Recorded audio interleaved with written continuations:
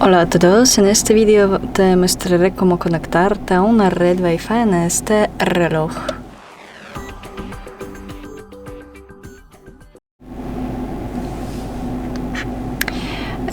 Para ello, deslizar hacia abajo y seleccionamos Wi-Fi.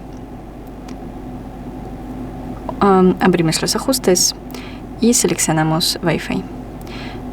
Seleccionamos una red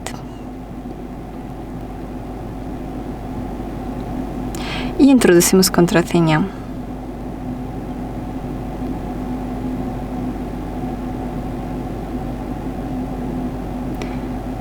Y tocamos conectar.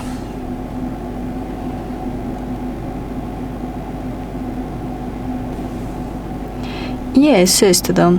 Gracias por ver, denle like y suscríbanse a nuestro canal. Adiós.